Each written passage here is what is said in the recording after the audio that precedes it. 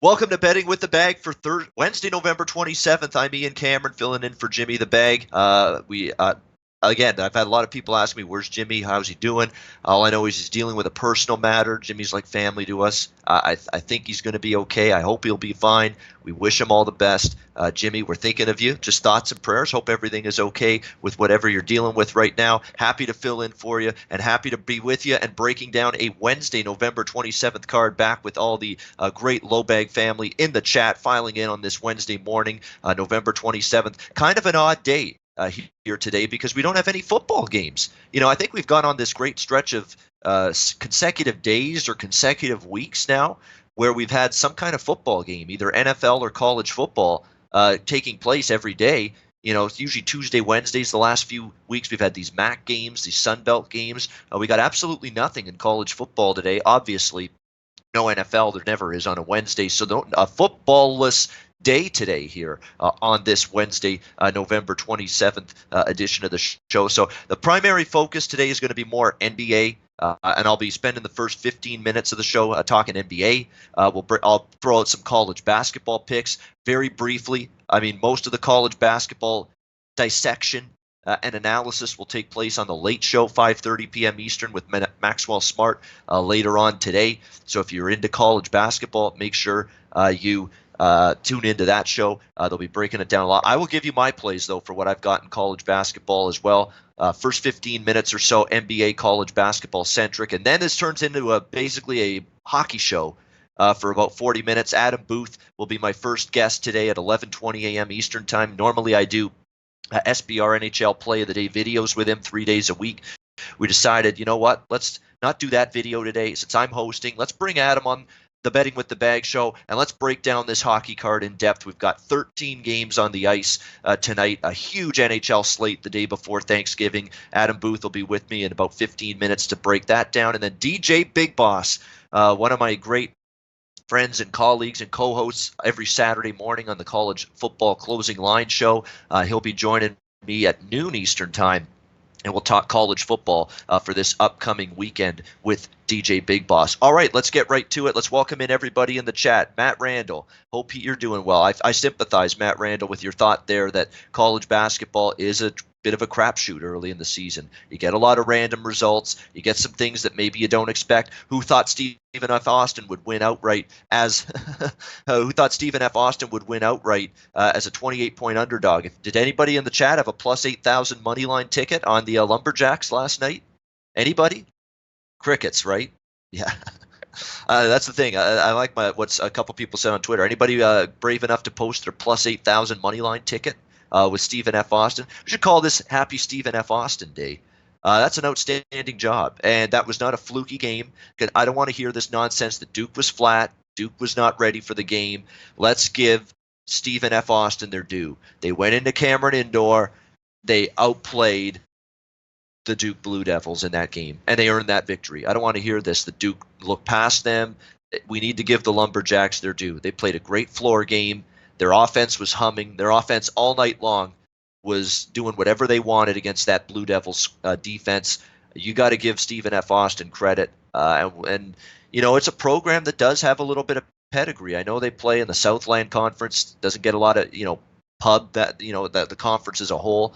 But this talking about a Stephen F. Austin team that in years past has been in the NCAA tournament. So you got to give them their due. They took the game to Duke, and they took the game from Duke last night at Cameron Indoor Stadium. Phenomenal job by the Lumberjacks. They definitely deserve all the credit in the world. Yes, Eric Nisbet, 100% right. They were in that game from the tip. It was a game that they deserved the win, and they got it. Again, I'll say one more time with Jimmy. He's away. He's away from Costa Rica right now. He's tending to a personal family matter, and we don't know. I personally don't know more than that. All I know is He'll be back, I'm sure, at some point. I don't know when that will be. I'm happy to fill in on the morning show until then, and I wish Jimmy all the best, and I hope he pulls through this. He's a tough-minded son of a gun, I can tell you that. So if anyone's going to get through tough times in life, Jimmy will. So again, we wish him all the best for sure. He's one of our he's family to all of us, really, at this point, and we wish him all the best. Let's get to the NBA card. Let's start there. A huge NBA card. We'll rip through it quickly. Again, I actually put in some time capping the NBA card, and I did it because I knew I'd be hosting the show this morning. I knew I wouldn't have an NBA guest on the show this morning. So I said, you know what? I don't handicap NBA day to day, day by day at this point in the year. Usually the playoffs is where I focus more on the NBA, but I said, let's put in some time. Let's give some people some thoughts on this NBA card that we've got going on today. Utah, Indiana laying 2 at home against the Utah Jazz, 209.5, 210 the total in this game. Obviously, the Utah Jazz coming off a big-time game that they had a few days ago against the Philadelphia 76ers, and it was that crazy game with Embiid, not the Sixers. Who did they play a couple days ago? It's escaping me now, but Utah definitely playing better basketball of late. Indiana, had a really rough start to the season at home earlier on, taking some money here up to 2 in this game. Pretty tricky game for me. I mean, I didn't really find a good bet here in this one. Same thing with Brooklyn, Boston. I mean, the Brooklyn Nets to me are very erratic. I mean, they barely beat Cleveland the other night. It was a very, very difficult spot, I guess you could say, for the Brooklyn Nets. Yet they only escaped with a win against Cleveland. I'm not sure how impressive that was, to be honest with you. Now you got to go up against this Boston Celtics team. Now Boston's been on the road quite a bit. It's going to be interesting to see if they're going to be able to cover a number like this. But I would probably lean a little bit toward laying the points here with the Celtics in that one. I am definitely interested in Philadelphia -9.5 against Sacramento. We know what the rhetoric and we know what the mainstream media chatter has been about the last 24 to 48 hours. It's been about Joel Embiid's stinkeroo against the Toronto Raptors the other night, where he got no points in 32 minutes in that game. Hard to believe. Against a team that knocked your ass out of the playoffs, you come in there and face them for the first time since that fateful night, and you don't even put up one bloody point in the basketball game. Absolutely brutal job by Joel Embiid. He's been hearing about it now for the last 24 hours. He's got all your Skip Bayless and Stephen A. Smiths of the world ripping him for his performance against Toronto. If this guy's got any kind of collective mojo and energy and passion and pride, you would think it shows up tonight. Bounce back spot for the Sixers after a frustrating loss. It's funny that Embiid was terrible the other night. The Raptors shut him down, and yet they only lost that game by a few points. They were right in that game. So, it's not all doom and gloom, really, for the Philadelphia 76ers. I know it was doom and gloom for Embiid because he was horrible, but, they were still right in that game and had a chance basically to win it. And now they return home, face Sacramento. This is probably a team they have a chance to dominate. Let's not forget they have had a couple of impressive blowout wins in recent games, the Sixers team. I think the spot sets up well for them. So I probably will get there to the betting window personally with a small play on Philadelphia here, -9.5 against Sacramento. We got Orlando, Cleveland. I just find it eyebrow raising that here's the Orlando Magic laying points on the road. I don't believe they've won on the road yet this season. That tells you all you need to know. Like, can you really trust Orlando as road chalk? I know Cleveland is, rebuilding franchise. They're only 5-12. It's not like Orlando is much better. They're playing without Vucevic, who's an all-star center in the NBA, dealing with an ankle injury. Aaron Gordon's been banged up, so it's a team that's been battling injuries as well. This Orlando Magic team, we're going to lay 1.5 with them on the road. I'm not. I could only look toward the Cleveland side in that game. And to say what you will about, sometimes they have their games where they look like that young rebuilding team, but their effort most nights has been commendable. They've shown up, played hard. And John Beeline's first year as the Cavaliers head coach. To me, it's definitely not a team. Orlando's not a team I would want to lay road points with right now. Not at all. Battling injuries. They're only one win more than Cleveland on the season to this point. So I'm definitely, I would only look toward the home dog there, Cleveland Cavaliers. They're getting 1.5. There's actually a 2 out there at bookmaker/Chris, which reminds me, and the reason I mentioned that and can point that kind of information out to you guys in terms of line discrepancy is because I use SBRodds.com. And you should be using SBRodds.com on a daily basis to give you the best line, best price available with all of your wagers. Go check it out there, SBRodds.com, because, again, if you can save yourself a half-point loss because you get that extra half point on a bet, and SBRodds.com is clearly one of those sources that can help you do that, it's worth it. So make sure you're using that resource on a daily basis. It's got a matchup page, gives you weather info, TV info where you can watch the games. Great daily tool that any bettor should be using, SBRodds.com. Detroit, Charlotte. Detroit laying 4 on the road, 214 the total. Pistons coming off a win. I know Charlotte, obviously, no great shakes. No question about that. They've lost 5 in a row. They're 2-9 in their last 11 games. It's been a really rough run for this Hornets team. Their defense has been brutal. What are they giving up? Close to 120 points per game during the losing streak. Somehow Miami shoots the lights out, over 51% from the floor against Charlotte as well. But I'm looking at this as a Detroit team that, here we go, they're 6-11.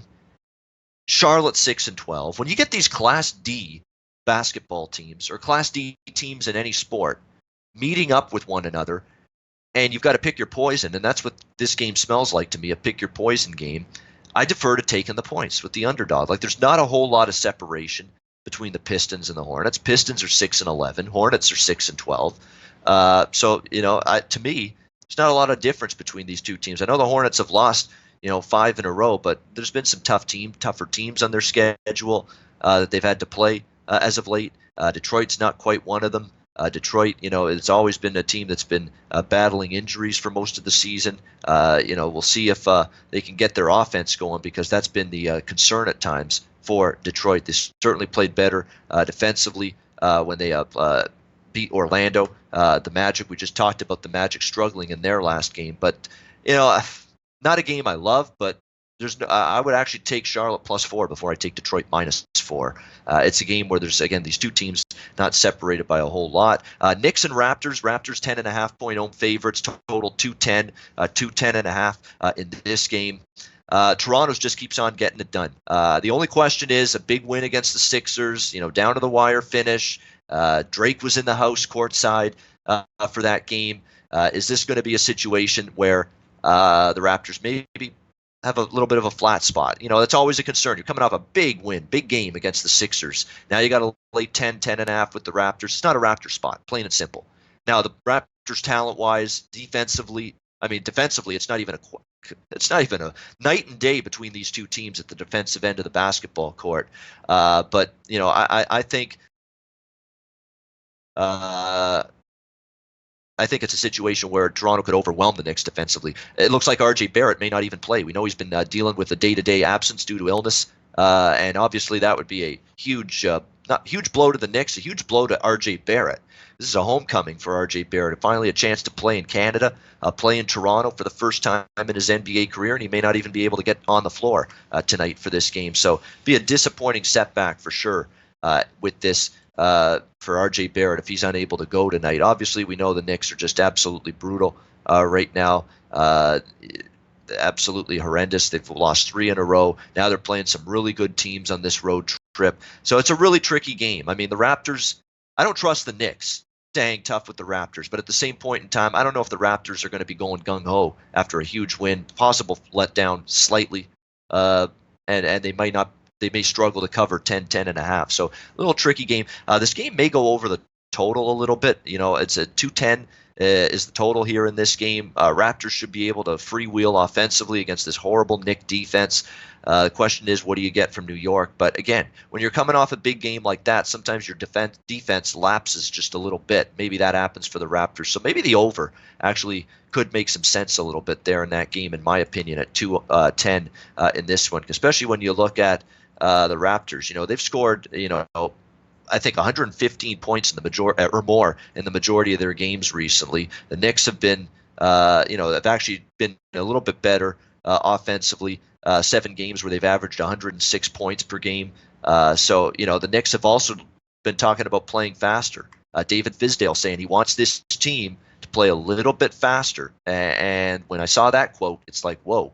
maybe we got to take another look at this game over the total. So if Fizdale's true to his word, you're going to try to see the Knicks push that basketball up and down the court a little bit more tonight in this game. So that's why I'm interested in the over. It's 210 and a half in this game with the Knicks and Raptors.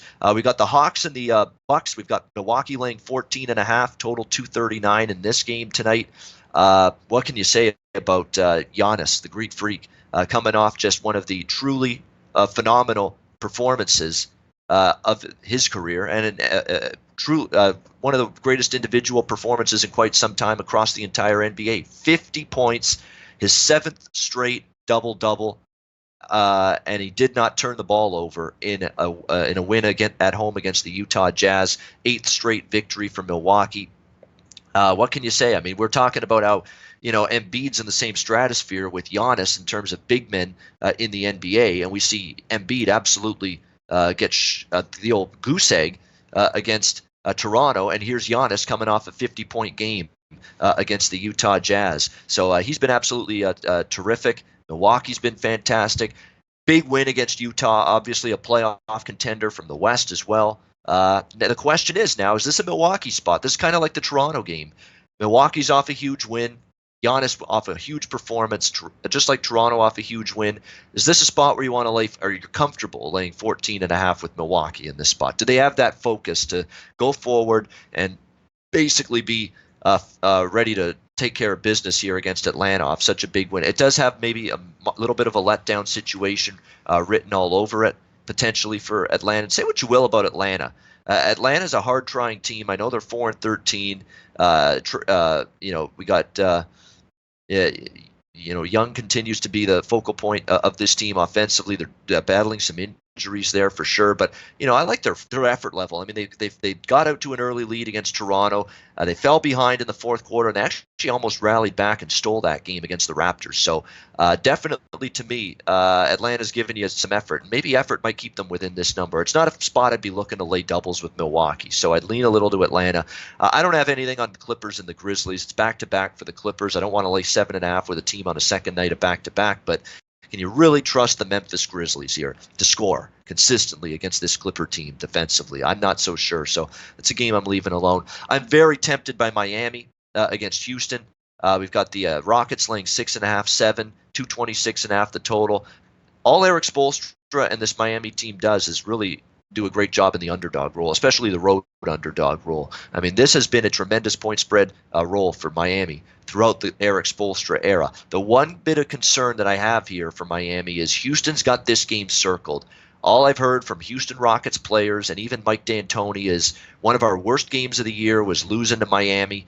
In Miami earlier this season. We were horrendous in that game. We remember that game. We want to avenge that performance. So the revenge factor is alive and well here for Houston going into this game tonight against the Miami Heat. But you look at Miami, 12-4. They're right up there with the Bostons and Milwaukees and Torontos in the Eastern Conference, Philadelphia. They're right up there with all of those teams. So I know the Rockets are talking about, hey, we got embarrassed by the Heat earlier this season. We want to pay them back. Are they good enough to win against a very good Miami team, play solid defense in this kind of price range? And Houston's been a bad favorite most of the season. Okay, they've been a little bit better laying points lately, but for the entire season, this has not been a team that's been great in the favorites role. So there's definitely some concerns there. I'm going to read into it a bit more, but it's Miami plus the points for me or nothing in that game. Revenge angle be damned. Miami can compete with this Houston team. They showed it already. I would only look to Miami there. Certainly don't want to lay 2.5 with San Antonio. Minnesota are pass for me in that game. The Spurs are just in an absolute bad way right now. Not playing good basketball defensively. They've fallen off. It seems like DeMar DeRozan's really been the one and only key offensive ingredient working for them consistently. Not getting a whole lot outside of that. So, Minnesota plus 2.5. I don't know if I love Minnesota in this spot, but I don't have any interest, none, zero, laying points with the San Antonio Spurs right now. I can tell you that at this point in time. We've got Washington, Phoenix. Washington had a rough go of it last night against Denver. Now they're on the second night of back-to-backs. I know Phoenix has certainly come back down to earth a little bit after the incredible start. Tough game. I'm not involved there. Lakers and Pelicans. Lakers 6.5 on the road, 231.5 the total. not a whole lot there either with this one. Pelicans perhaps worth a look here in this game. Pelicans are trying to are competing a little bit better in recent games, no question. We'll see what the Lakers can do here in this one. But I'm still not in a rush to lay in this spot. The 6.5 points with the Lakers. Oklahoma City, Portland. Probably Oklahoma City in that game or pass. It's Portland off the road trip. It was a long road trip. Those are always tricky spots for teams playing that first game. I know Carmelo Anthony finally had a good performance, but it came against the Chicago Bulls. Can we calm down? Can we just settle down a little bit that, Carmelo Anthony finally showed up. He showed up against Chicago Bulls, who haven't played much defense all season. So let's not get crazy here in terms of getting too excited about what Portland did there. It's a tricky spot back home off a road trip. I'd lean OKC there. And speaking of Chicago, it's pick your poison in that final game. Chicago Golden State, Chicago laying 3 on the road in San Fran, the total 217. Do you want to lay points on the road with the Chicago Bulls? I don't. Do you want to take this mashed up, injury brutalized Golden State team to win any game? And they pretty much have to win this game or come close if they're going to cash a ticket here, getting only 3 points. 3-15 team. Kayvon Looney out. We know Curry, Russell, Thompson out. And of course, Draymond Green as well. All out of the lineup for this team. It's an absolute mash unit. It's a pick your poison game. At the same time, this is Chicago as a road favorite. I mean, if you can find a strong case to back either of these teams in this game, Chicago or Golden State, all the power to you. But to me, it's definitely a game I can't get involved with. Golden State is just riddled with injuries, and Chicago's not a team I trust laying points on the road. So there we go, a little rapid-fire NBA breakdown to recap. I'm going to be looking at probably Boston -7.5 against Brooklyn, Philly -9.5 against Sacramento. The over in the New York-Toronto game, 210.5, liking that game over the total. And I'm going to probably take Miami as well. We'll see if that number rises. I see it's up to 6.5. Even some 7 starting to show up with Houston in that game. I'll take all the points I can get with Miami. Those are the NBA plays that stick out to me on this Wednesday card. All right. It's time to turn our attention now to the ice. It's great to have him on the show. He's a guy I work with 3 days a week doing the NHL Play of the Day videos, and I'm extremely happy that he's able to join me on the Betting with the Bag show as I fill in for Jimmy this week on the morning show. We have a massive NHL card to break down, 13 games on the slate. Let's welcome in my NHL Play of the Day video colleague, Adam Booth. You can find him on Twitter at LockQWERTY. And Adam, good to be with you again. How are you? I'm good, Ian. Good morning, low beggars. I just got the call yesterday that Jimmy's dealing with some stuff up in Canada, and I wish him the best. He does a phenomenal job on this show every day of the week, and hope that everything goes all right up there. I was thinking to myself last night when I was asked to do this that it's a bit like being on the farm team and getting the call up to the big leagues. So hope I give some good info today, and it's good to have you as my co-host because I know how you like to approach games too, Ian. All right, good stuff, Adam. Let's get right down to business here. A huge NHL card, as I mentioned. Let's start with the Flyers and the Blue Jackets right now. Interesting matchup here in this one. Jackets coming off they got back to the John Tortorella style of hockey in their last game against Ottawa. They had gone over the total, I believe, in 3 straight games, and they really got back to the way John Tortorella would prefer them to play. Defensive-minded, eked out a win. That was a boring, dull game that they won against Ottawa the other night. Flyers bounced back from a little bit of a skid to come back in the third period to beat the Vancouver Canucks on Monday night.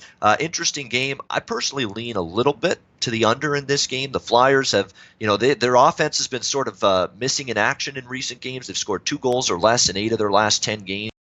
I think the Columbus Blue Jackets are trying more. I know they had that little over the total outburst, but I think they're trying to play a little bit more tighter to the vest, lower scoring. I don't have much of an opinion on the side here because the Blue Jackets have been playing a little bit better lately. I'm not in a rush to go against them. Flyers have been a little bit more inconsistent up and down. Their offense has had a little bit of a tough time, but the under is as strong a stance as I personally have with this game. Adam, what's your take on Philly and Columbus? For me, so the only market that I'm not having a good start on this season is total. So I've narrowed down my volume a little bit. For me, I'm on the Philly side here. I think the Jackets, I agree with what you said. I mean, in the last meeting, it was a complete shootout, barn burner, 7-4 to the hometown Flyers. I think it was 4-4 or 4-3 to Jackets heading into the third, and then it sort of exploded in the third period there. It's not a particularly ideal game for a side or a total. I think we could see it depends on the goaltending. I mean, the Jackets are not the defensive sound team that we've seen in past rosters. And Philly, we've seen an improvement under Vigneault. But again, I know Jimmy has talked about this extensively. He mentioned, I believe, when they played the Caps, that he was big on the under, and that came in with a 2-1 decisive win for him. So I know that the Flyers are also of that sound defense-first mentality, and their goal scoring is kind of all over the place. I mean, over the past 5 games, we've seen them pot, they had a 4-3 with the Islanders, then a 5-2 loss against the Panthers, 5-3 against Carolina win. And then they got the game against Calgary that was stolen from them. They were far better team throughout most of that.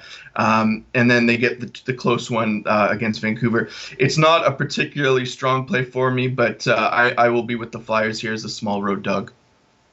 All right, small play on the Flyers as the road underdog against the Columbus Blue Jackets. And that's the great thing, Adam, about a card like this. They have to put out a line, side and total for every game. We don't have to bet every game, or we don't have to have a strong opinion at least on every game. And that's the beauty of it. So we can be picky and choosy with what we decide to go with. St. Louis and Tampa Bay, one of the more marquee games of the night, because you've got Tampa Bay, who's been a cup contender for years, and now facing the defending Stanley Cup champions in this game. We've got Tampa Bay about a -155 home favorite, the total 6 in this one, slightly shaded to the over. This is another game that's a little tricky for me. I don't like the form for the Blues right now, and we're starting to see some of their shortcomings offensively start to roost a little bit. They've had a little bit of a tougher time finding the back of the net. We know they've been battling some injuries as well in recent weeks.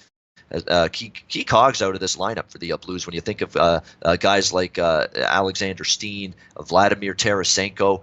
Steen on the defensive side of the puck, and obviously one of their best offensive players in Tarasenko. So you miss those two forwards for very different reasons, but still impact players for the St. Louis Blues, and they're definitely shown they're not as good without those two guys being on the ice. Steven Stamkos looks like he's going to be out for at least this game, if not longer, due to injury, so that's obviously a blow to the Lightning here in this one. Tampa Bay, though, has had no problem scoring goals. They're finding their form. They're starting to play their best hockey of the season right now. I will say this, though. A lot of the wins have come against some weaker opponents. Let's see what they can do here against St. Louis. Not involved in this game personally, Adam, but definitely one of the games I'm most intrigued to watch tonight on the NHL slate. What you got with this Blues-Lightning matchup? Yeah, so I know you mentioned that we don't need to play every game, but that's not my style. And I think you know that by now. So I have a play on I think 80 or 90% of the games today. So bear with me here. For me, I tweeted out last night that I expected this to be a much shorter price on the Tampa Bay Lightning, and the reason is, although I was on the Ducks and I was on the Sabres in the last 2 games, both teams heavily outshot the Lightning. It was a bit of a disappointment to see 2 big dogs dominate most of the play, but get absolutely obliterated on the scoreboard. I mean, the Bolts, it was 3-2 heading into the third against Buffalo, and they got 2 shorties on the same power play to just blow it wide open. It wasn't, the scoreline in the last 2 games has not been reflective of the gameplay, and that's something to always keep in mind. Again, they're playing the Blues, who likes to keep it low scoring. That was the situation when the Blues hosted the Tampa Bay Lightning 2 weeks ago. I was on the Blues for that as a small home dog. But today, the undervalued team for me is the Tampa Bay Lightning, who I have at a little under 65% to win this game. And I'm going to take their puck line as well. I agree with what you said about St. Louis. If Tampa Bay wins, I think it should be a relatively comfortable win. The big issue for me is, can they play a bit more high tempo, create a bit more opportunities? I don't like the fact that they've been outshot so heavily, and they have the worst defensive numbers between them and St. Louis, and yet their shooting percentage is so efficient in the last couple of games. It doesn't spell consistent good results if you're consistently being outshot. So I am going to take the Bolts, even though their number is a bit short and then lost the last one against St. Louis, but I'm okay with it. All right, excellent stuff. So, liking the Tampa Bay as maybe an undervalued side here. By the way, we've got defensemen suspended on both sides. Eric Chernak, Yes. 2-game suspension for hitting Rasmus Dahlin in the head with an elbow shot. And obviously Robert Portuzzo. We saw what he did against Victor Arvidsson of the Nashville Predators. Absolutely ugly cross-check, brutal stuff. And then the little snot sometimes that he is, Jordan Binnington actually gets in there after Bortuzzo's cross-checking the hell out of Arvidsson, then he pushes Arvidsson down. He's got a little mean streak to him, Jordan Binnington, that guy. He really does. He's got a competitive mean streak to him, and he showed it there. So a couple defensemen out for each of these two teams going into this Lightning Blues game tonight. Washington, Florida. Next game on the card, we've got Washington here, as you would expect. Pretty sizable favorite in this one. We've got Washington minus 155, total 6.5 shaded to the over. I remember being on Washington, Florida over the total the last time these teams met. It was no sweat. Right. It's been one over after another with these teams head-to-head in recent meetings, and this is my first official play of this card. We're on the over here with this Florida-Washington game. Washington's finally cooled off offensively, but they know it. And Todd Reardon, the head coach, says, we were scoring at a crazy rate before. It's probably starting to balance out and average out, a little regression setting in. But I'd like to get our offense going again. I'd like to see our depth forward start to show up and be more impactful at the offensive end. So all of a sudden, Washington hasn't had to whine and complain at him much this season about lack of offense. Well, the last couple games they've had to. And so I expect them. And based on the quotes I'm reading from the coach, Todd Reardon, and some of the players, they want to focus on getting this offense kick-started again going into this game against Florida. And Florida's never a bad team to try to get your offense going against. We know they still struggle to keep the puck out of their net a lot of times. I know they've been a little bit better lately, but look at what Buffalo did the other day against them. I mean, just absolutely ripped apart this Florida defense for a big underdog victory for the Sabres on Sunday against this Florida team. They're still inconsistent in terms of their defense. Bobrovsky, 3.44 goals against, 888 save percentage, which is still nothing to write home about. But, Florida, we know offensively, all this team's been doing, it just keeps on going. They score goals, and they find the back of the net. Other than, I think, the game against Carolina on Saturday where they scored 2. This is a team that offensively has been very, very good. I think they have a chance to come to the forefront here. Not going to be easy when you think of the fact Braden Holtby's played well. But definitely I think it's time for Florida to get some offense going. These two teams head-to-head, as I've mentioned, played a lot of overs. I think we get more of the same here. So my first play on this card is this game, over the total 6.5 at minus 125. Adam, what's your thoughts, Florida-Washington? Yeah, I like the over. I have it at 53%, so there's not actually value on it for me, so I passed on the over myself, but I did take the Panthers over 2.5, so it's still on the same approach there that we'll see some goals from the road team, which usually leads to an over. For me, I mean, that Buffalo game, they ambushed them on the scoreboard again. Florida created more offense. And with the Capitals, I did make a note. This was in one of my articles today. Backstrom is out. He's a key guy on a power play. He's been, one of the assist leaders in the league for many seasons. But on that Capitals team, they have such depth scoring this year. Vrana, Eller, Oshie, Kuznetsov, Ovechkin. I mean, they can certainly pot them on this weak Panthers back end. And Bobrovsky is not Bobrovsky of old either.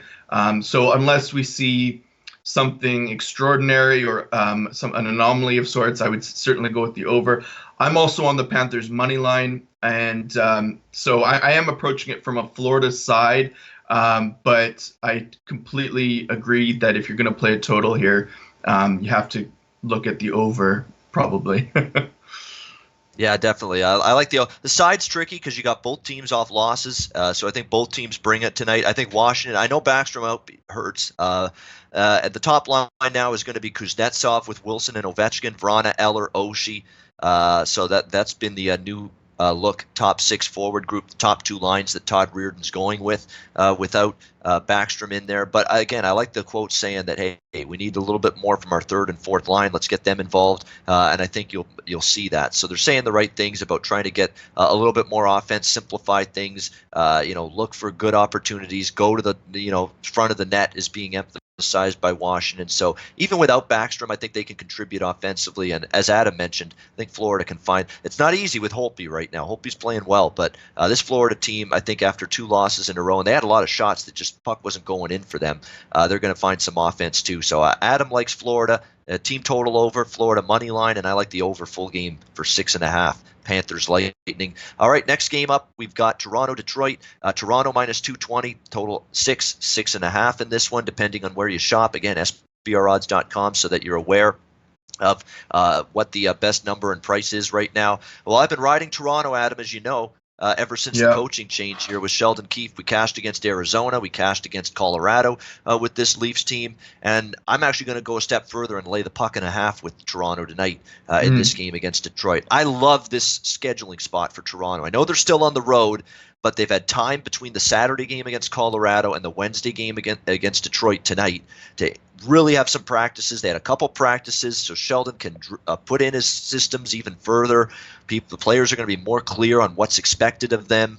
I think it's a great sign. They've played with tremendous energy in 2 games. The Colorado game was not a Picasso. It was not a Rembrandt, Adam, that game, because they had to hang on at the end, but they did. And I saw more of a commitment defensively to blocking shots. I mean, Cody Cece's play at the end of the game in the final minute to preserve the lead for Toronto is case in point. Not enough Leaf players were doing that under Babcock, sacrificing themselves for the team, blocking shots, getting in the passing lanes, getting in the shooting lanes with either their sticks or their bodies. We're seeing the Leafs all of a sudden do that more. The effort and the energy has just gone up tenfold in 2 games, and I think that can carry them for a bit further. And at the same point in time, Adam, this Detroit team is playing bet against right now. They're struggling mightily. They're not playing good hockey. They're losing, it seems, every single game. You lose bad to New Jersey at home. That's hard. Or you lose bad to New Jersey on Saturday night. That's hard to do. And now you're injury riddled beyond belief. You're injury riddled on the back end.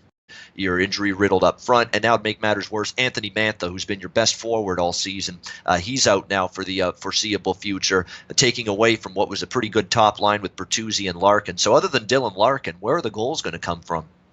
For this Detroit team? It's just a bad way for the Red Wings right now. Not playing good on the ice, injury riddled as well. Toronto coming in here flying with their energy level high, their confidence starting to come back. They might have the chance to lay the wood here to Detroit. So I laid the goal and a half here with the Leafs on the puck line. I don't do many puck lines, but this one made sense to me. Adam, what's your thoughts on Leafs Red Wings? So this is the first game that I haven't actually taken a shot with today. I have the 2 plays that I will be considering for it are the Toronto team total over 3.5 and the puck line, their puck line.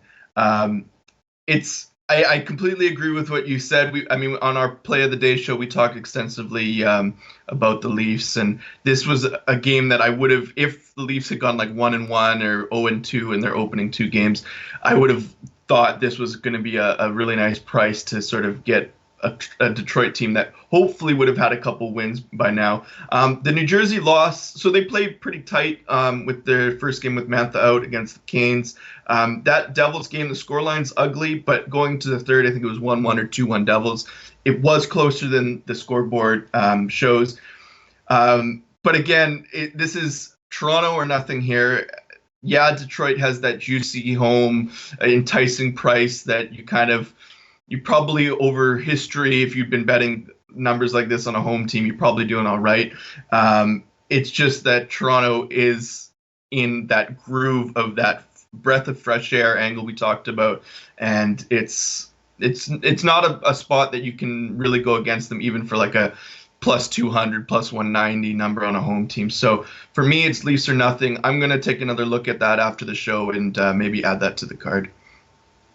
All right, Leafs puck line for me. Yeah, this is what you usually see with a team that's just fired a coach. It's like a couple, a husband and a wife after they've just gotten married. You're in the honeymoon phase. That's exactly what the Leafs are in right now with Sheldon Keefe. I mean, everything's great, everything's sunshine, rainbows, and candy, and everything's phenomenal right now. And you just just, you usually get that uptick with teams when it happens, and you're getting that right now with the Leafs. And, they're not going to win every game the remainder of the way. But if this team goes on a 5, 6, 7-game winning streak, and there's a bunch of teams, Adam, in the NHL that have gone on 5, 6, 7-game winning streaks. Look what the Islanders have done this season. So this team's capable of it, at least now, talent-wise, and with the energy that they've got for this new coach. So again, the losses will come for Toronto, no question. But as far as I'm concerned, you ride them now while they're playing at this level with the new coach. Boston, Ottawa.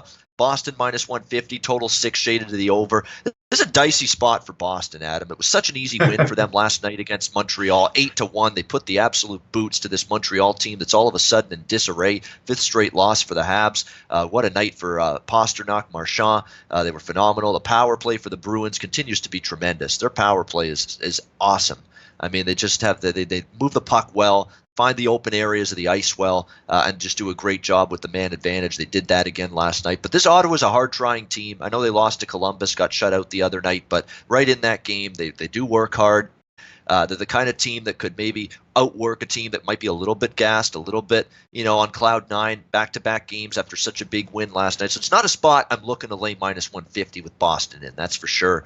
Probably be an Ottawa or pass game based on the situation, but I don't know if I want to step in front of Boston. I mean, even without Bergeron out, even with the injuries they've had to deal with, they've found ways to win. It's been an impressive run for Boston. Their depth has shone through. And I think there's just better bets out there than betting against Boston. Having said that, I do think Ottawa does have a situational scheduling edge going into this game tonight with Boston on a back-to-back after such a huge win against a rival last night, pounding and pasting the Montreal Canadiens the way they did, 8-1. Adam, what's your thoughts on Bruins and Senators? Yeah, absolutely. The scoreline will affect the way many people place money on this game. But remember, an 8-1 scoreline isn't always reflective of what should have happened. It's not the full tale of the tape. And I tweeted out last night, I was on the Habs last night, so it's about as ugly as it can get for being on a side. But that was not reflective of the scoreline. I mean, 8 goals in a game is never reflective of it. But I also want to elaborate on the previous game when the Bruins played the Senators. I was on the Bruins puck line for that. That was our play of the day on a Saturday. And I got a bit fortunate there. The Bruins got into some penalty trouble in the second period. There was a 5-on-3 maybe for extended period of time, and it was all Ottawa through the second period. And when you look at expected goals, it was fortunate that then in the third period, the Bruins came out and were the more efficient team, got the win. That's what a good team does, is they will weather the storm and then somehow get the W even in games that they shouldn't. With the play today, I am on the over 6. I took out, I don't know if it's actually still there. Let me just double check that. Yep, you got 6. Oh, yeah, it definitely is. Yeah, okay, great. And I'm on the Senators over 2.5. Which I have at 56%. Now, the Senators, as you said, they're a hardworking team. They're in a favorable spot scheduling-wise.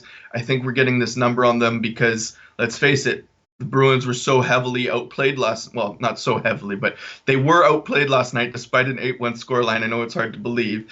And yet the back end held up with the backup in net. And tonight, Rask is going. So I can understand why the team total is a nice number that it is. But I'm okay with the home team getting a little bit more done than they did in the previous. And the Bruins power play is efficient. With Bergeron out, it hasn't missed a beat. Pastrnak is just sniping everything. I think he had another hat trick last night. Marchand is doing his thing. I mean, the Bruins offense is, when it's on point, it's on point. So I think if Anderson goes, I haven't checked the starting goalie. If Anderson goes, I think that adds value to it. So I am hoping, oh no, it's Nielsen tonight. Yeah. I'm hoping that despite that, we see 7 or more.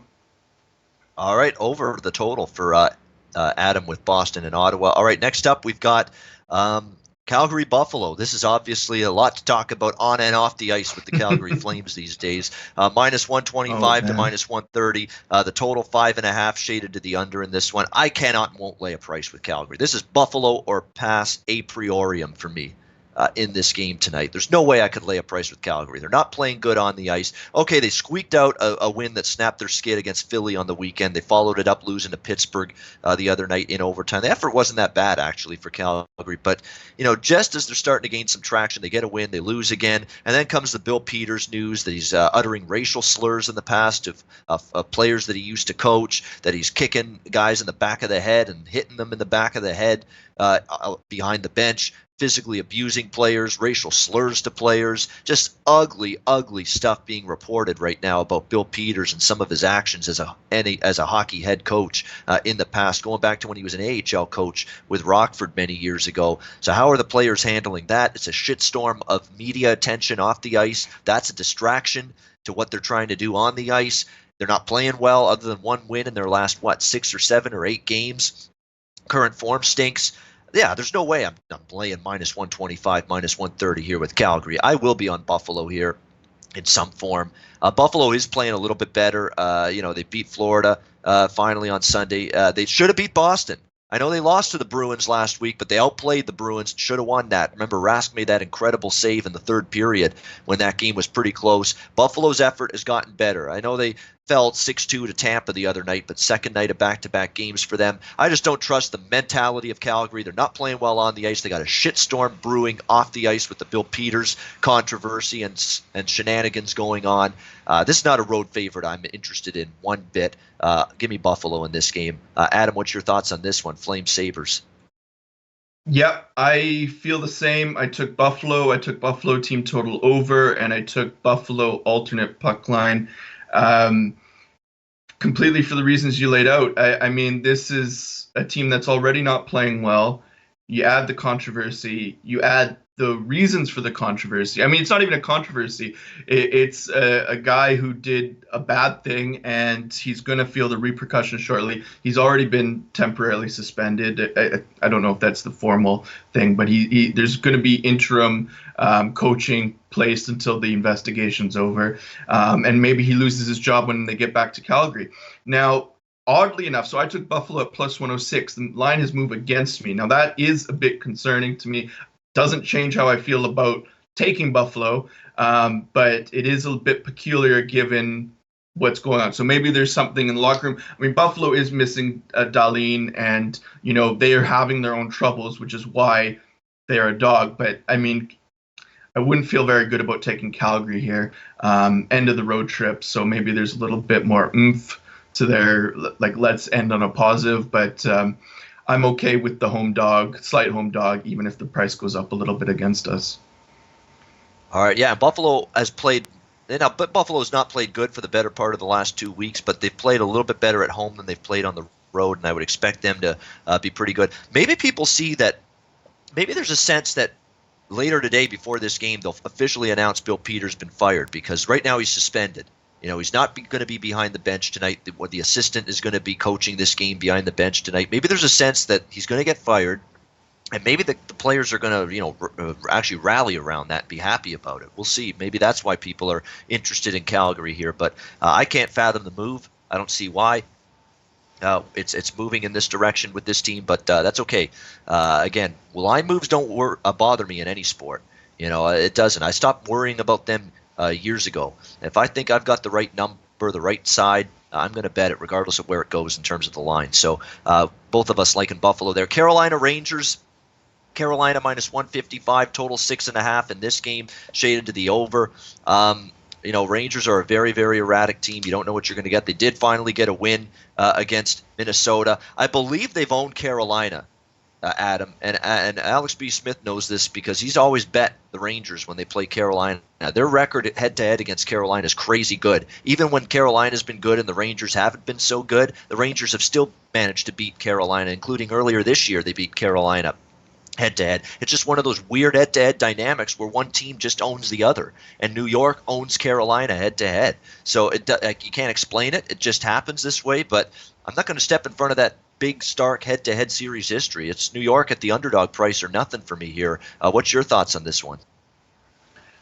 Yeah, I'm actually surprised to hear you say that, not because I thought you would be on Canes particularly, but I can see why a lot of people would like Carolina. I mean, they're playing well. I mean, it's what, 5 of 6 recently. But again, Rangers, I believe, are the undervalued team here. They're getting Zibanejad back tonight. I believe I heard that this morning, but I don't know if that's been confirmed. Maybe you know.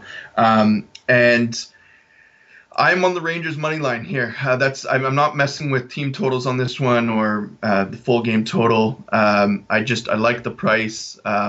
I think they're the undervalued team.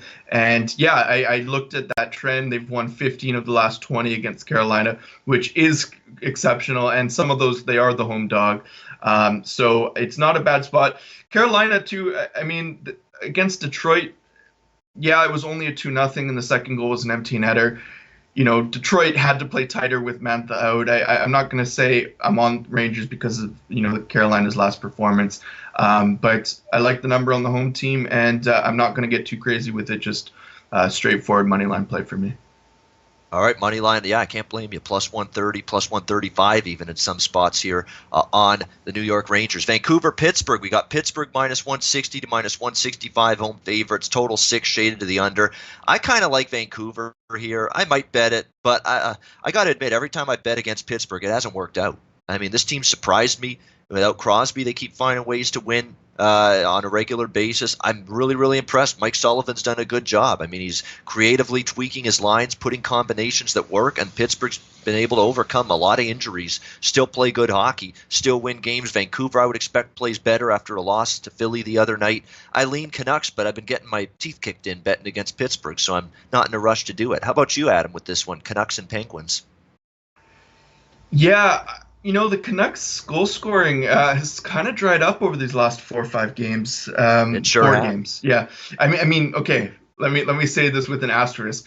They put up 6 against Nashville, and I talked to somebody in a forum yesterday about this. 5 of those were power play goals, and the 6th was an empty net shorthanded goal in the final minute and a half.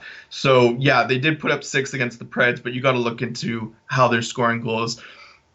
Predators, we know, have had some of their issues on the defensive end. The Penguins team this year, and I have said this, they are a better defensive team than what they were the last year. They made efforts, even when Letang was out, still good numbers.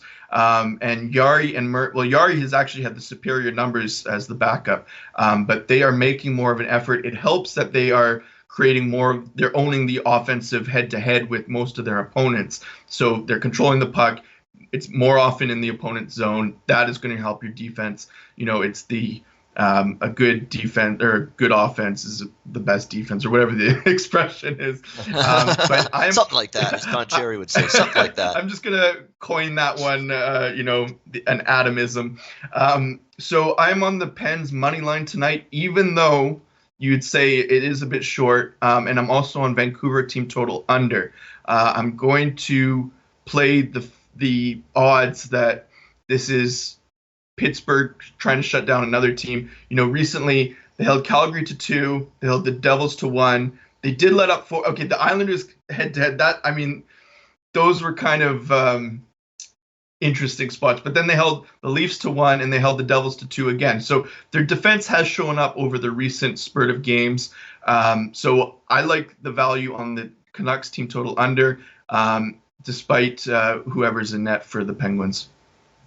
All right, like in the Penguins team total under. Murray's been a little bit better lately, and Jarry's really been good. Under. Tristan Jarry, when he's gotten the opportunity to start, he's actually played quite well lately for the Penguins in a backup role.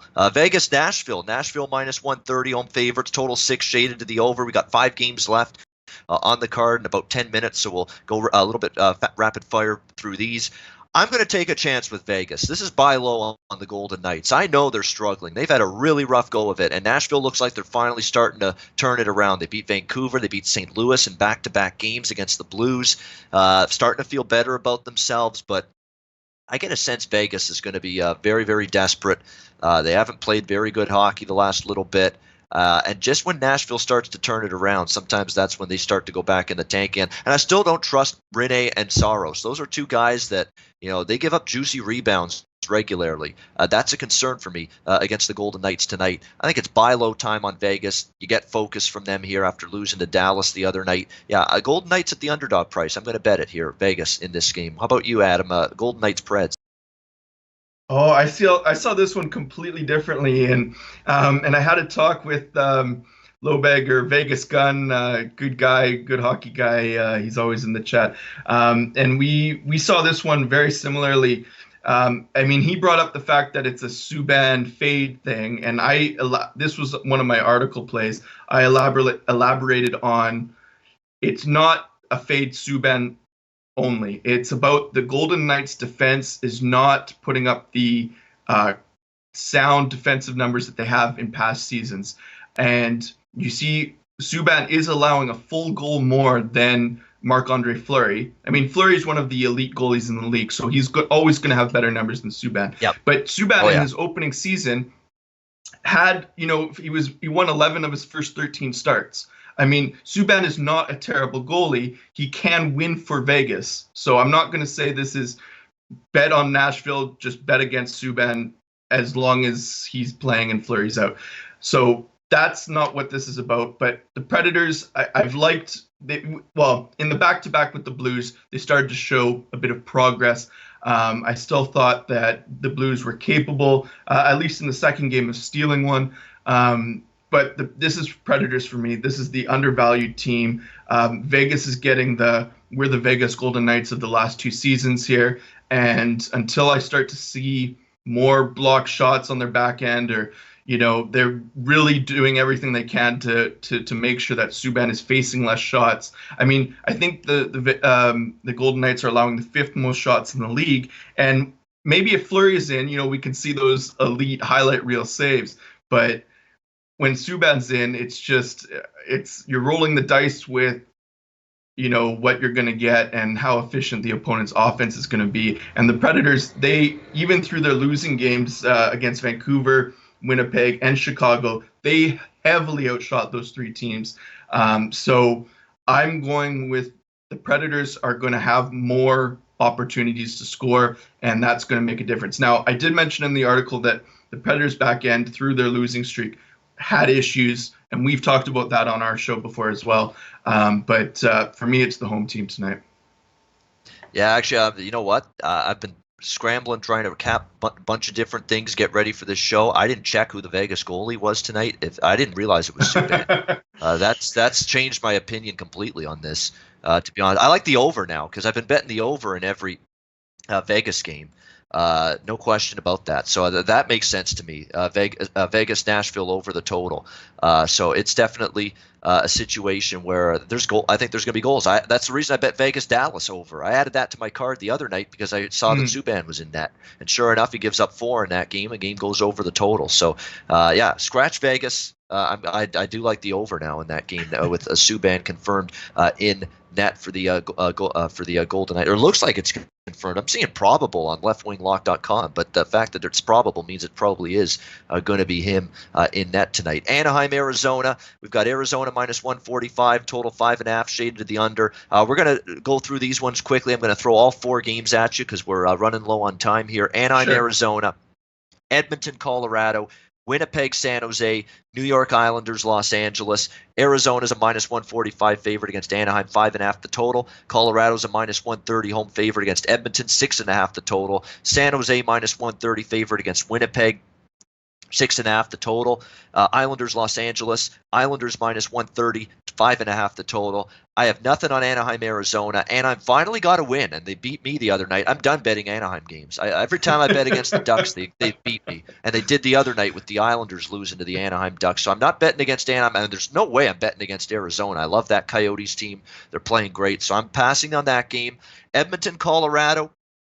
Edmonton just keeps playing good hockey, but Colorado lost bad to Edmonton recently, and Colorado's off a home loss to Toronto on Saturday night, the resurgent Leafs.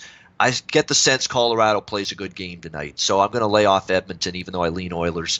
Winnipeg, San Jose. Again, San Jose's on a roll. I've criticized this team a lot. I'm willing to give them their due. They're winning games regularly now. I'm not willing to go against them. I do think we see goals in that Winnipeg-San Jose game, though, on tonight. So I like the over in that game, Winnipeg-San Jose, nothing on the side. And I'm going to give the Islanders another shot tonight, minus 130. I think they're going to be desperate. They lost to Anaheim. They lost to San Jose in overtime the first 2 games of this Western West Coast trip. This is the team everybody gets well against. When you're struggling, who's your cure? Who's your elixir? Playing the LA Kings. That's your elixir. I think the Islanders beat LA tonight, so I'm going to lay the $1.30 with them. So for me, just Winnipeg, San Jose over, and the Islanders money line against LA out of the last 4 games on the card. Of those 4 games, Adam, what do you like? All right. Rapid fire mode. Okay, for the San Jose Jets game, I haven't. That's the one of those 4 that I haven't touched yet. But the one play that I'm looking at is the under 6.5. Other than the last, 3 of the last 4 for the Jets, I do believe this is a team that is playing relatively to a low scoring trend, I guess, this season overall. San Jose, their goal scoring is not last year's goal scoring. So, yeah, they put up a 4-3 with the Kings the other night. But if you look over the recent slate of games against some other good offenses, Edmonton, I think it was it an empty net, 5, well, whatever. I believe the under is what has the value in that one, but nothing yet for that. I'm on the Oilers money line. I have them at 53%. They should be the favorite here. And it's aided by the fact that Colorado's missing a couple guys. Arizona, I'm on money line and puck line. And for the Kings Islanders, I'm on Islanders money line and Kings team total under 2.5. I think that's a good one. I have been taking the Kings over 2.5 for a few games against some of the teams that I had pegged as less sound defensively. But if the Islanders are winning this game, they're keeping the Kings off the scoreboard significantly. So, and then this is a Kings team that really, really struggles to score even when they outplay their opposition. And so I'm hoping that the Islanders are just doing what they've been doing all season, and that the Anaheim game is just a one-off. So I know it's not a lot to go into. You can get a hold of me on Twitter. I chat with lots of hockey guys daily, so if you would like input from other people about their opinion on games, I can send you their way as well. So anyway, Ian, thanks for having me on today. It's been a pleasure, and good luck with the rest of the show. Amazing. This is a great job, Adam. This was a lot of fun. We haven't broken down a full card like this, start to finish, but this was absolutely awesome. Great job, Adam Booth. Make sure you check us out, all right? That's one of the reasons why we had Adam on the Betting with the Bag show today, because we want to plug what we do 3 days a week, and that's the NHL Play of the Day video, 10:15 a.m. Eastern Time. We will be back doing it on Saturday, 10:15 a.m. Eastern Time. That'll be the next one. Adam will be back as a guest on this show with me, Betting with the Bag, on Friday. We have a big Black Friday NHL card that day, and we will definitely be breaking it down, and Adam will be back as a guest with me on Friday. But again, after that, and when Jimmy's back in this chair, make sure you're watching Adam and I with the Play of the Day videos that we do. We pick our top play each day that we do those videos on the NHL card. Make sure you join us for that. Adam, great stuff as always. Thanks again for joining me. It's always fun talking hockey with you. Have a great day, and good luck tonight on the ice. Thanks so much, man. You as well. All right, awesome stuff. There he is, Adam Booth.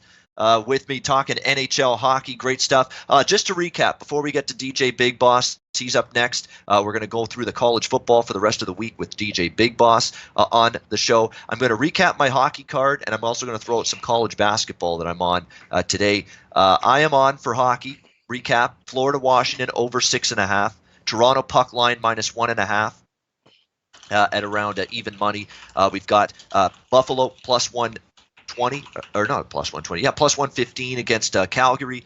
I'm on Vegas, Nashville, over 6, -120. I am no longer on the Golden Knights side. With Subban in net, it's going to be Vegas, Nashville, over 6, -120 for me. I'm on Winnipeg, San Jose, over 6.5, +100. Look, I know San Jose's played better defensively, and Winnipeg has at times, but Winnipeg lost another defenseman, Nathan Beaulieu, in their last game. He's not going to play tonight. Winnipeg and San Jose, head-to-head wise, have played more overs than unders in recent head-to-head meetings. So I would look over the total in that game. And, of course, I'm going back to the well with the New York Islanders. I know I lost with them against San Jose. I know I lost with them again against Anaheim the other night. But this is now trying to avoid 0-3 on this 3-game California road trip. I think you get desperation and a sense of urgency tonight from the Islanders against a team that they're flat out better than, and a a team they should be able to beat. So I really like the New York Islanders there at about minus 130 against the Los Angeles Kings. I know Vincent Hawkins in the chat said, what about the puck line on the Islanders? Yeah, if you want to take the puck line, go for it for a little extra plus price, a little added value. I wouldn't argue that whatsoever. I do think the Islanders get the job done there in that one. As far as college basketball is concerned, we have a couple of games that have tipped off already. I love the over in North Carolina, Alabama. That is going to be an absolute up and down track meet kind of basketball game. Nate Oates is there at Alabama now, bringing his Buffalo style of run and gun basketball to Tuscaloosa. We know North Carolina is going to play that way. You got good guard play on both teams. We know how special Cole Anthony is going to be this year for the Tar Heels. That's got shootout written all over. I know it's a neutral court, and sometimes I know the neutral court unders, okay? I understand it. Neutral court unders are a tremendous long-term sample size, tremendous win rate, tremendous percentage with those. But guess what? You got to still look at the matchup, and the matchup here does not tell me that this goes under the total. This is not an under matchup on paper with the North Carolina-Alabama game. This is a big-time over matchup, and I think it's going to fly over the total. You'll see lots of points there. Seton Hall, Oregon's a great game. I would rather bet on those teams than bet against them, but I lean slightly to Oregon. I won't bet against Oregon. I think they're a phenomenal basketball team. Dana Altman every year does a great job coaching the Oregon Ducks. Dayton, I'm going to ride Dayton. I know people said Dayton falls flat finally. They're due to finally have a bad game. Beating Kansas means more to Dayton than beating Dayton would mean to Kansas. All right, this is a huge resume builder for Dayton. You know, Anthony Grant's team is playing extremely well right now. Obi Toppin is dominating games at this point in time. You know, I think they can match up at least a little bit better against, Udoka Azubuike in the low post in this game. It's a great game. It's the Maui Invitational Tournament Championship game. I'm taking the points with the Flyers. This is a team that is playing great in this tournament. They have a sense of purpose that they want to win this tournament here, and I think they've got a chance to get that job done here against Kansas. So I like Dayton. I like Penn State to beat Ole Miss. I just think Penn State's an all-out better basketball team than Ole Miss, so I took them on the money line there. I didn't lay the 2.5. Took Penn State money line minus 140 against Ole Miss, and I like Bradley, the Braves, getting 6 against Kansas State. I just don't trust Kansas State really as mid-range favorites against a very quality Missouri Valley team. Bradley's going to have a solid season, in my opinion, in the Missouri Valley, and I think they keep that game close against Kansas State. Oh, and I like South Florida against Nebraska. South Florida's laying 2.5 against Nebraska. Nebraska's a fade team for me. It's going to be a long, hard road for Fred Hoiberg, a complete roster overhaul, 14 new players on this Cornhuskers team, going from Tim Miles' slow-paced, defensive-minded basketball to full court, up and down, and there's big-time growing pains early in the season for Nebraska. They get bombed by George Mason yesterday. I know they beat Washington State the day before, but the Cougars were horrible in that game. Nebraska is not a team I trust. South Florida slowly starting to get their act together after a slow start, so give me South Florida to get the job done here against Nebraska. Nebraska definitely a bet against team in this one. Some people liking the under. Okay, in the North Carolina Alabama game, that's fine. I think it's still going to go over the total. I know 0-4 at North Carolina over, but 2 of the top 12 teams in pace tempo in that game with North Carolina, Alabama. So I do think you'll see it go over the total. So there's my college basketball looks. Let's get to our second guest, DJ Big Boss. We're going to talk college football Thursday, Friday, Saturday, a big slate of college basketball, or college football, I should say. Rivalry week is always a fun week when it comes to college football. Anything can happen. Throw out the records. You've got teams that you think are going to walk over the team because they got a better record, but it's a rival. And the rival, even if they're the inferior team, they show up for games like this. We have a lot of instances like that on this college football card. Let's get to it here with DJ Big Boss, my Saturday morning co-host and colleague on the College Football Closing Line Show. DJ Big Boss, how are you, my friend? What up, though, Ian? Nice to hang out with you on a weekday this time. We usually hook up early on the weekend, so great to be with you today. I'm right here at the Senior Citizens, and make sure you guys go check on your elderlies before I have to check on your elderlies, okay? So I'm right here enjoying this holiday feast with these wonderful young old ladies here, and I decided I'm going to step away for a second and catch some games with you, Ian. What we got on the map today? That's great stuff, DJ Big Boss. We have to remember how fortunate a lot of us are at this time of year. I get to sit on here with a microphone and a freaking headset on my head talking about sports betting, and then there's some people that are just barely making ends meet to get by and get food on the table on a daily basis, and that really hits home at this time of year. Thanksgiving, Christmas time, the people that aren't that are struggling day to day to get by financially due to whatever the case may be, what's led to that. And you have to take some time out, especially Thanksgiving holiday, DJ Big Boss. Be thankful for what you have, because it could always be a whole lot worse for you. And certainly, I think we're all very grateful that we can be here on this platform, talk sports betting, and I think it's something that we shouldn't be lost upon. How fortunate that we have the things that we do have in our lives here right now on a daily basis. And we love everybody in the chat. This is like family right now. So good stuff, DJ Big Boss. Let's get to some college football for the weekend. I'll throw out a couple of games, and if you have games that you want to mention that you're interested in, that you like, you can mention those as well. How about the Egg Bowl Thursday night? I bring that up because I kind of like Ole Miss in that game against Mississippi State. This is one of those common situations where people will look at this game and say Mississippi State needs the win to get to a bowl game. First of all, when you're 5 wins at this stage of the season, you're not a great team. You're not a great team for a reason, and that's the case. You've been inconsistent. Ole Miss, I know they can't get to a bowl game. They've only got 4 wins. This is the bowl game for Ole Miss. They would love nothing more than to beat Mississippi State and keep them out of a bowl game. And I think they got a good chance to do that with John Reese Plumlee and Matt Corral, their 2 quarterbacks, a Mississippi State defense that hasn't been as good. And the thing that really stands out to me when looking at this game, DJ Big Boss, is Ole Miss against the 3 best teams they played in the SEC. We know who those are: LSU, Auburn, and Alabama. They were 3-0 against the spread in those games, and they were competitive in defeat in those games. They actually played pretty tough against those 3 teams. Mississippi State played those 3 teams, and they got blown out. They got eviscerated. They went 0-3 against the spread in those games. And I think we might be getting the better defense here, catching points in this game. I know Mississippi State needs the win for bowl eligibility, but must win doesn't equal will win. I like Ole Miss in this game. You got any thoughts on the Egg Bowl on Thursday? I'm right there with you on Ole Miss, but I'm looking more into the total, Ian. In these rival games, this time of year, you got to really, really, really fine tune, pick your spots. And the way I see this game right here, now we take a look at last week. I believe they play LSU, and they barely covered the spread, but they covered. But guess what? It had to be senior night over there because it was the last home game of the year. So we know for a fact we got to go back and revert to what we learned at the beginning of the season about this team, which were they returned 10 starters on defense at the beginning of the season. They worked out well for them for a while. Many of those guys got injured along the way because, tough defensive guys, they give up their whole body and they get injured and stuff like that. So some of those guys are back at this point. This is going to be the last game some of these players ever play again. If they don't make it to a bowl game, all those different factors come into play. So I'm fine-tuned picking my spot right here. I like the under whole game.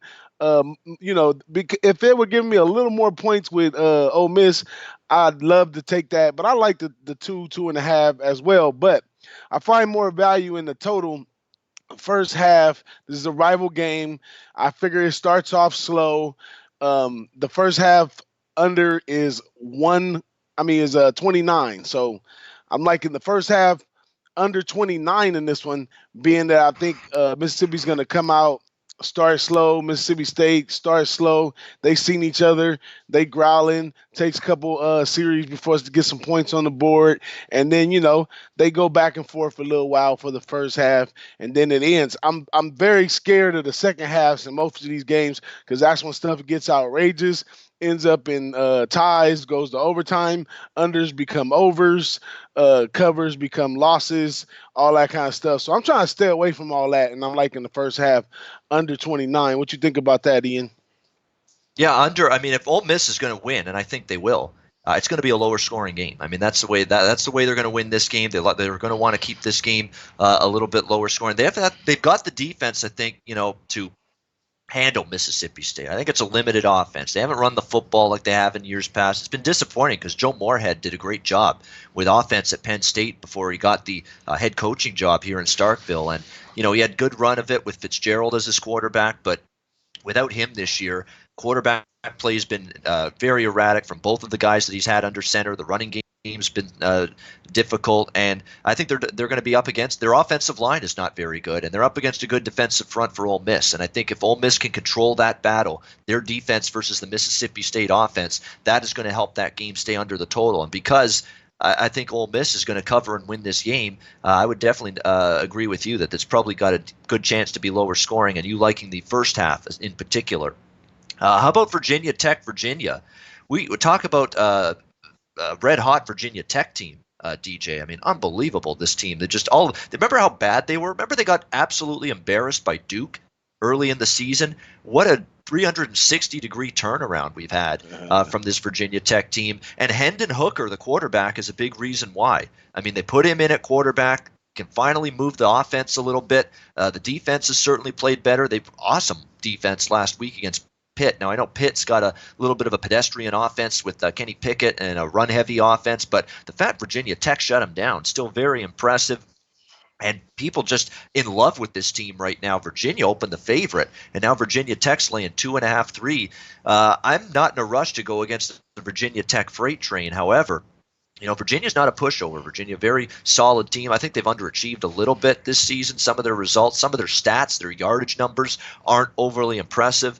It's just one of those games where I'd probably be Virginia Tech or nothing. I'm not sure I want to get in the Hokies' way right now. The November edition of the Virginia Tech side is not the September Hokies. They have transformed themselves. Virginia Tech reminds me of what Baltimore is doing in the NFL. You can't handicap full season stats with the Baltimore Ravens because they're a different team now in November than they were in September. Same thing with Virginia Tech. You can't handicap the full season stats. They're a really good team right now, not what they were in September. So just like with Baltimore in the NFL, I'm in no rush to bet against them. I feel the same way about Virginia Tech. I'm in no rush to bet against them either going into this rivalry game. What's your thoughts on Hokies Cavs?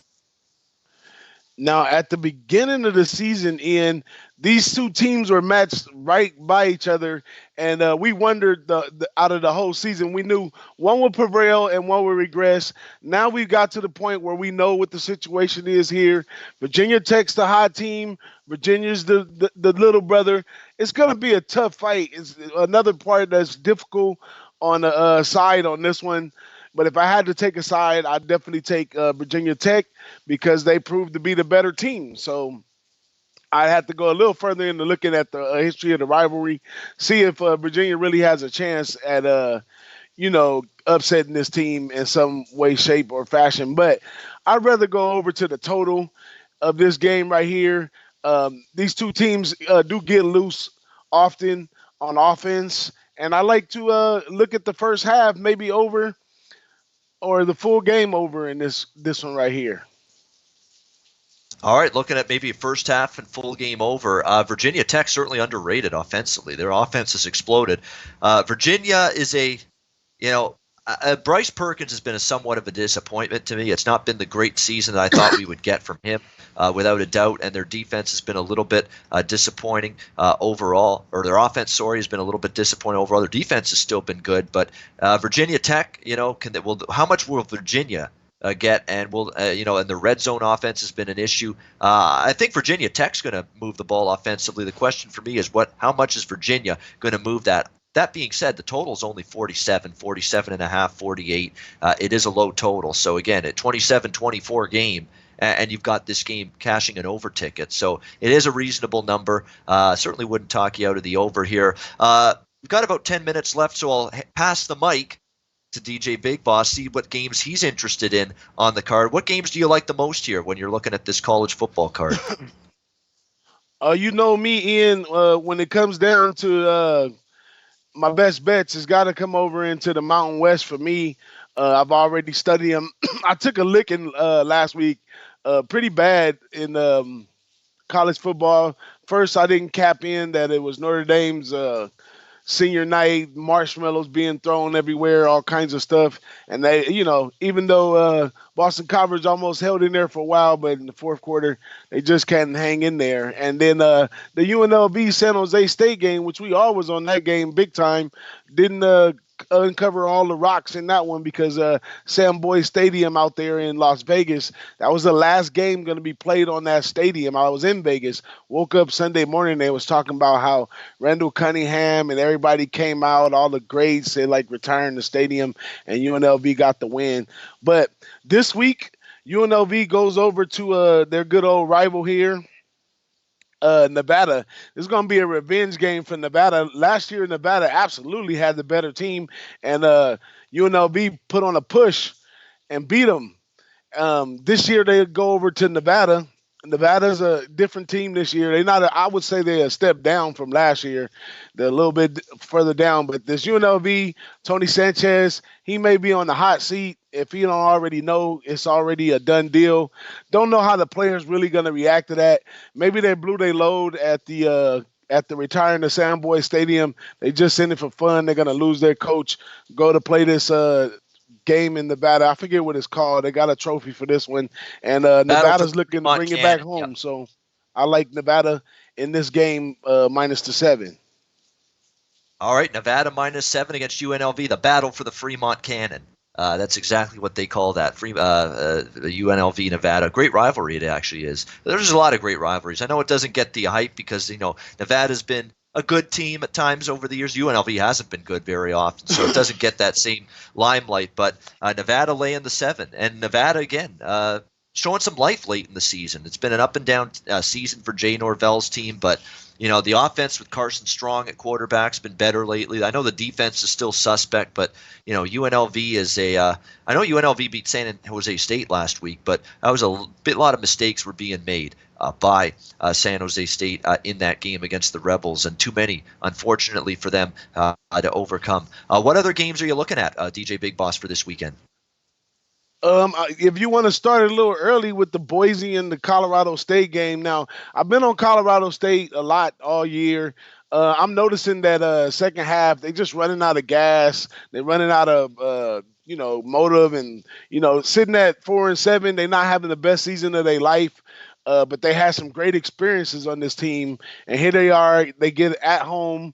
Probably the one that's going to win the Mountain West, Boise State.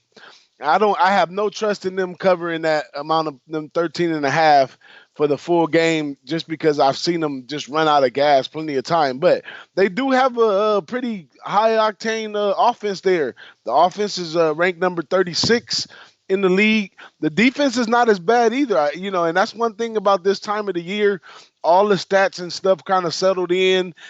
Some things may surprise you, and this was kind of surprising that their defense is ranked number 55, but they do give up 31 points a game. But they have great attributes to the defense, like they're holding teams passing to 175 yards a game. They do give up 205 on the ground, but this Boise State team, Brockmeyer is questionable. I don't know what the status is today, but as of yesterday, he was still questionable for this game on Friday. And he's been in and out of the scene. He's a freshman. They got some longevity with him. He got some chances to make some mistakes.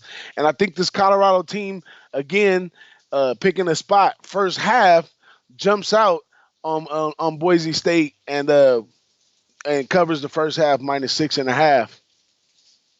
All right, so that's Boise State laying the 6.5 in the first half. DJ liking that against Colorado State. This is a really tricky game because I think Colorado State is running out of gas. I mean, against Wyoming, that offense didn't work. They got completely shut down. O'Brien and that Colorado State offense, and you worry that this team's running on fumes. Mike Bobo's job security is definitely at risk, I think, in the offseason.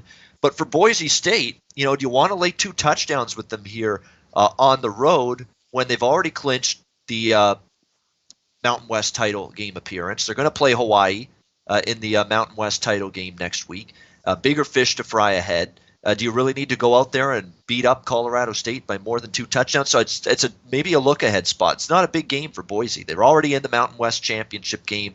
They're more than happy to just win this game and move on, not necessarily win it by a big margin. And you mentioned Hank Bachmeier is dealing with that injury. We'll see if he's able to go. I'll tell you what, they had no problem moving the ball last week against Utah State, though. The backup quarterback played more than well enough. I don't think it's going to be, especially against a bad Colorado State defense, I don't think it's going to be no good for Boise State with Bachmeier out. The question is the spot for Boise State, with knowing that they've got the Mountain West Championship game ahead of them next week against Hawaii. How much emphasis and prep do they put in to this game here in Fort Collins against Colorado State? That's going to end up being the big question overall. All right, DJ, we got 5 minutes or so left. One more game from you. Anything else on this weekend's card that you're currently looking at, leaning toward, and any other games that stand out to you right now? Hey, that was first half Colorado State plus the 6.5 in. I figured okay. they come out early. About that. Yeah, Colorado State. Let's get that right. Colorado State plus 6.5 first half against Boise State. So yeah, that definitely makes some sense to me. Because, again, Boise State's got that Mountain West Championship game coming up next week. To me, I don't know how much intensity and focus there's going to be on this little old road trip to Fort Collins here. Yeah, and my next, I'm going to give 2 real quick. One is in the Wyoming and Air Force game. This game just keep looking at me and looking at me and looking at me and looking at me. This Wyoming team is so physical. I don't see the Air Force run being a problem. They've seen it before. But the Air Force team, I think, has been overvalued all season, and they even at times, they don't cover. All types of stuff happens with this team. ATS, they're 6-5. And then you have this Wyoming team who ATS is 7-4, and this is a real physical team. I don't think the Air Force are in no way going to try to bully these guys. These guys are going to be able to play with them in the trenches, and the 11 points looks way too high. And I figure Wyoming, the total's already at 43, so they've already calculated in that Wyoming's going to play some defense, and I don't think they're really calculating in how good Air Force defense is.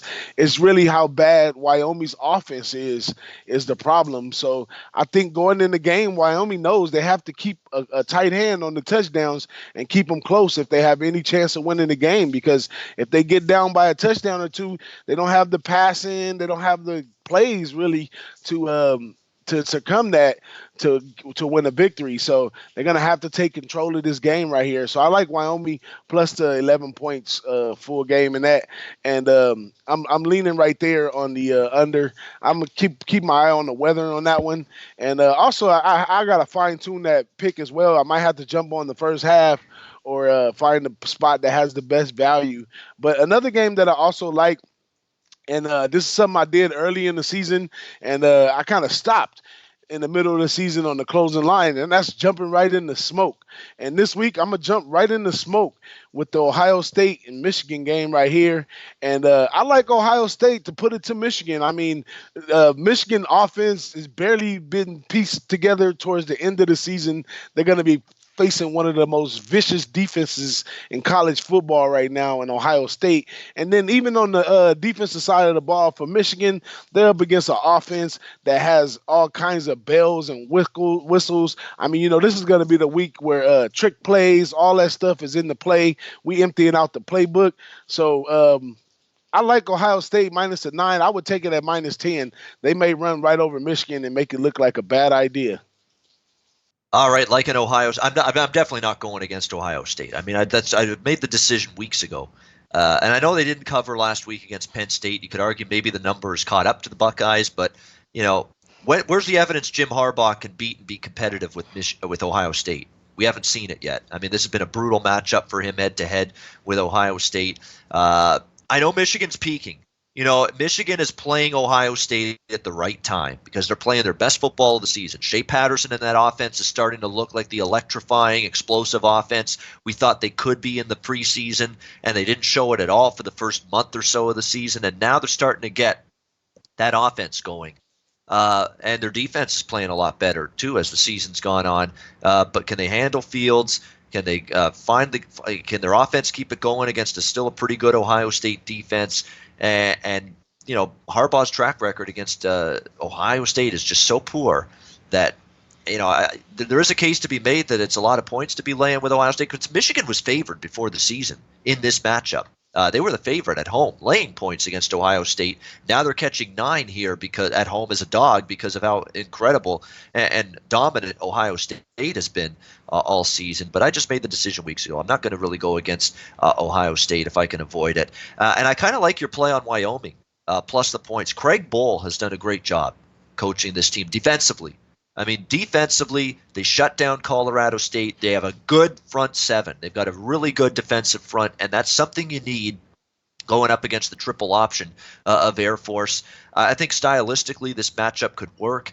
You know, it's always a little bit dicey to lay double digits with Air Force because their defense is a little bit suspect at times. You know, the Wyoming offense, they were going back and forth with all their quarterbacks. They had that young freshman in there at the end of the Colorado State game last week. Tyler Vanderwall got banged up a little bit. He was coming in and out of the game. So, you know, the quarterback play for Wyoming without Chambers, who of course is injured and out for the season, is still dicey, but their defense could be good enough here to keep them within 10.5 points of Air Force in that game on a Saturday afternoon. And you like in the under. The under's gone down 2 points, 43 down to 41. Just to recap what I like already, I told you about Ole Miss. I like the Wake Forest Syracuse over and Wake Forest minus 3.5. I think Syracuse is in just that was brutal last week. Their defense was a sieve against Louisville. Louisville had 600 yards and 50-some points. Wake Forest and Jamie Newman should do whatever they want offensively. This is a sad, brutal Syracuse defense. And Syracuse, I think, could move the ball too. And you got two teams that play extremely fast. I think Wake wins and covers, and the game also flies over the total. If you like that over, bet it sooner rather than later. That total's already gone up 4.5 points, 64 to 68.5. But I think it's the right move there. I'm looking at Oklahoma State against Oklahoma. How many times do we have to see Oklahoma barely get by in a game by the skin of their teeth before we realize they're laying too many points on a weekly basis? And it's a rivalry game. This is a big game. Oklahoma State usually plays Oklahoma very tough. Mike Gundy never usually backs down from Oklahoma. You look at Oklahoma 0-4 against the spread their last 4 games, the outright loss to Kansas State, the narrow wins against Iowa State, Baylor, and TCU, and all of those wins by no more than 4 points. And now they're going to ask them to lay 13 here on the road in a rivalry game? No, this is Oklahoma State to me, plus 13 in that game. I'm also looking at Southern Miss, Florida Atlantic over the total. Bad offensive game for Southern Miss last week. Let's call it for what it was. It was a horrible offensive game. I think it was Jack Abraham's worst game of the season against that Western Kentucky defense. I didn't see it coming because I lost on the over in that game. Florida Atlantic's defense is not at the level of Western Kentucky's. I think Jack Abraham can get that offense going again. And Florida Atlantic's offense has been chugging along for the last several weeks. Robeson, the quarterbacks, moved the ball. You know, Florida Atlantic plays above average pace and tempo. 54.5 is a reasonable total, and I think it can get over that number. Southern Miss, Florida Atlantic, over 54.5 on Saturday. So those are some of the ones I'm looking at. Oregon State needs to beat Oregon in the Civil War to get bowl eligible. What does Oregon bring to the table here? I mean, I know Oregon could absolutely destroy Oregon State because Oregon State's a bad defense. Justin Herbert might score on every possession in this game. That's a concern. But Oregon, where is their mindset after the loss to Arizona State that knocked them out of the playoff picture for good if they were even in it to begin with?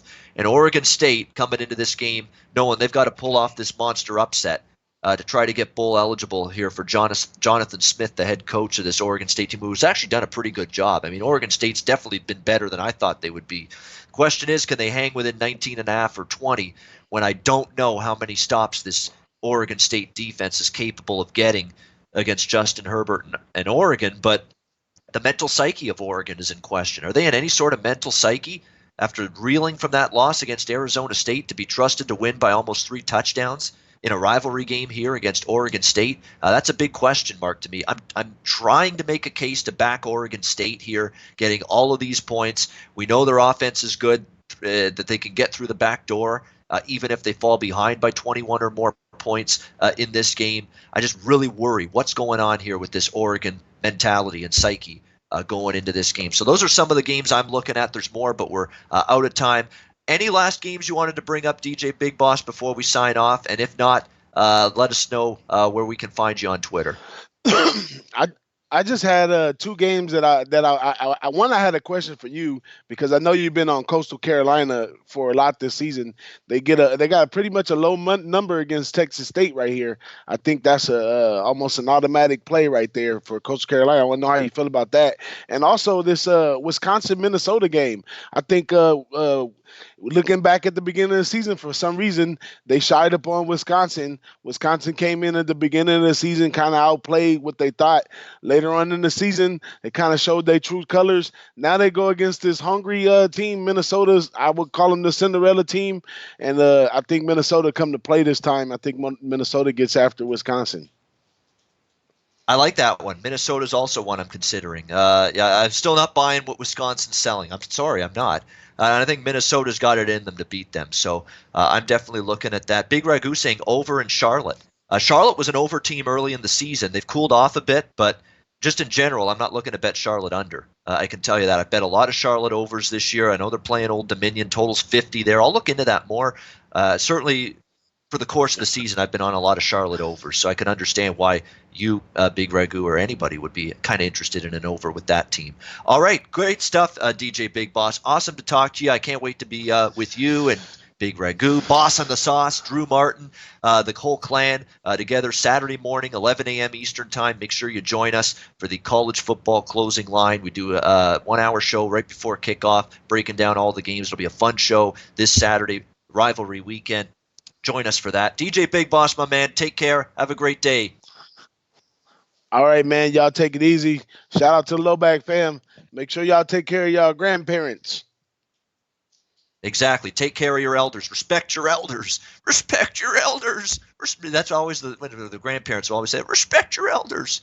Yeah, you have to. You know, they take care of you when you're a young kid. You got to definitely treat them well. No question about that. All right, we are out of time. Thanks to everyone in the chat for joining the show. I've had a lot of fun these 2 days hosting the morning show. I'll be back in the morning show host chair tomorrow and Friday this week on the Betting with the Bag morning show, breaking down everything from a sports betting perspective. Thanks to everyone in the chat. Guru Sports Bets, Big Ragu, Vegas Gun, Mally Mal, Deer Slayer Ski, Eddie Euler, Ronnie Christie, everyone in the chat I didn't get to. Red Girl was in the chat. Everybody. Josh Point O, my fellow Hamiltonian, everybody in the chat, Don Ricci, everybody. Thanks to everyone for joining in. We're a family, and we all wish Jimmy well with what he's going through, and hope he gets through it and is back soon. Appreciate everyone joining me on this show. Have a great Wednesday. Good luck with all your wagers, and as always, leche and los bookmakers.